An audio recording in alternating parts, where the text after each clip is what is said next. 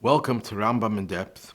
Today we're going to be discussing the Rambam's opinion about faulty weights and measures. There is a biblical commandment not to use faulty weights and measures. Now, the question is, what about if a person's faulty weight and measure defrauds the customer by less than a Prutah? Prutah is the smallest copper denomination. So there's a machlokes rishonim about that. The Chinuch says very clearly that even less than a Prutah, you violate the law of faulty measures and weights. Other rishonim say no, it has to be a Prutah, just like gzela, geneva. If you steal something less than a Prutah, you didn't violate the lav. Although rishonim say that it's still forbidden because of chatzi shir, but the lav itself does not apply if it's less than a Prutah. So similarly, defrauding someone by faulty weights and measures has to have a Prutah. But the Chinuch says clearly that even less than a Prutah. The Beis Yosef and others quote the Rambam as the saying that he also doesn't require a Prutah to be in violation.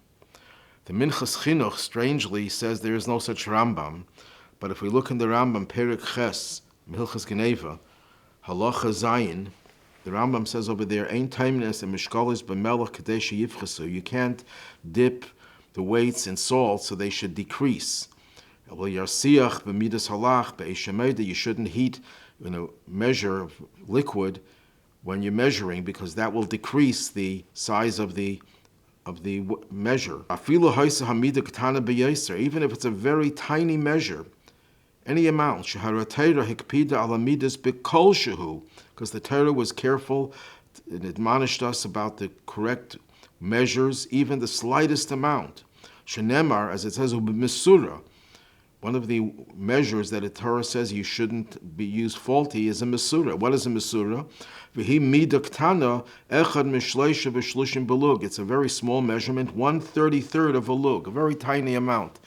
So in other words, the Rambam is clear. The Rambam holds it even less than a Prutah. Now, the Minchas Chinuch questions this. The Gemara in Bava Metzia of Samachalaf Amud Beis asks the question, why do we need a special prohibition to say that a faulty measure is forbidden? That's included in gzela. That's theft. That's outright theft.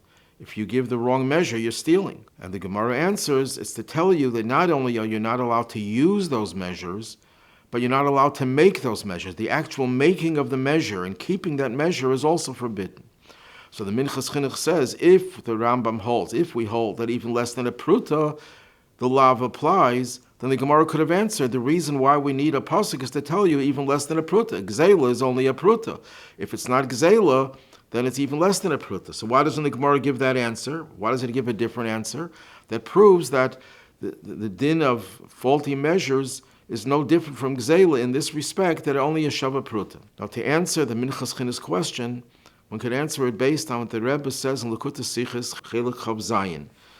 The Rebbe over there explains that we see two anomalous things about the prohibition of faulty weights and measures. One of them is that even less than a Prutah, be quoting the Chinuch and the Rambam Shita, the way many Mefarshim hold that the Rambam holds, and it seems clearly from what he says in Perek Ches Halacha Zayin. So that's one anomaly, that unlike Gzela, which requires a Prutah to be over, here you're over even if it's less than a Prutah. And another anomaly is that Gzela, you have to actually steal. Over here, you don't have to actually use the measure to defraud the customer. Just by making it and keeping it itself is prohibited. So these two anomalies, the Rebbe explains, based on a analysis of the faulty weights and measures. What is exactly the crime over here? So the Rebbe says that it's unlike theft.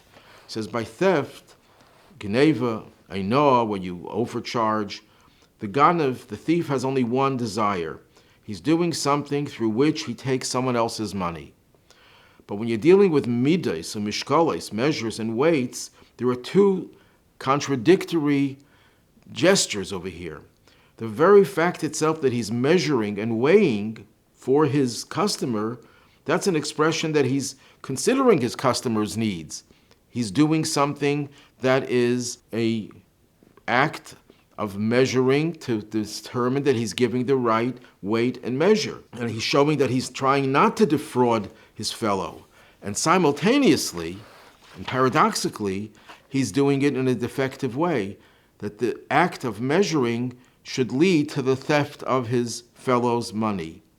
That's why the Torah says that the actual making and keeping this measure, even if the other person is not going to be hurt in the end, is still forbidden, because the nature of this mitzvah is to negate this deception, where the person is deceiving himself, you could say. He's not deceiving someone else because he didn't use it, but he's deceiving himself. I have a measure, I have a weight, I want to make sure I'm doing everything in accordance with the law. This may also explain a Teres Kainim. The Teres Kainim says, Parshas Kedoshim, Teres Kainim says, Leisasa avol b'mishpat. Why does it say Leisasa avol b'mishpat b'midu b'mesura? So it teaches you that the person who measures is called a dayan. He's a judge. He's doing a judicial thing. And now he's doing an injustice by using deceptive measures. So what is the Teres Kainim saying? That he's like a judge. What does that mean, he's like a judge? He's not a judge.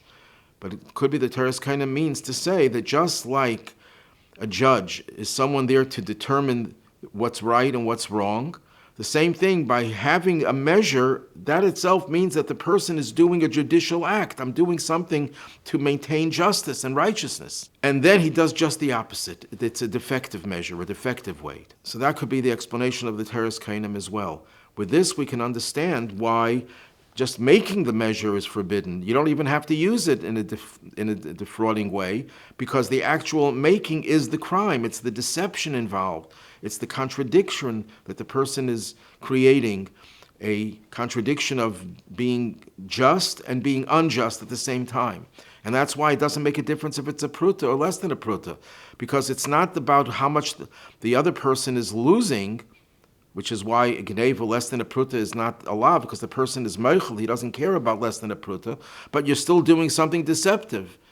It's a defective measure or weight. And that's why the actual making of it is forbidden. So this answers the Minchas Chinuch's question, because when the Gemara asks, why do we need a lav to tell you faulty measures and weights is forbidden? It's gzeila, it's theft. So the question is, why doesn't the Gemara give the answer that to tell you that even less than a Prutah? That is the Gemara's answer. Because what is the Gemara's answer?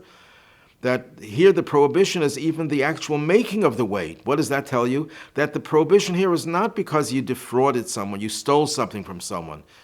That's a separate issue. It's the actual making of it. That means that the prohibition here is the deception, the contradiction that lies in the person making a measure, which is an act, a judicial act, an act of integrity and honesty, doing it in a deceptive way. And once you come to that conclusion, then you are automatically have no reason to distinguish between a Prutah and less than a Prutah. So the Gemara doesn't have to give that answer. The Gemara's answer establishes the premise that it has nothing to do with theft. It has to do with deceptive, with the contradiction, with the contradictory behavior of doing an act of justice and at the same time doing something that is deceptive. That is the crime. Once we know that's the crime, then of course there's no reason to distinguish between a Prutah and less than a Prutah.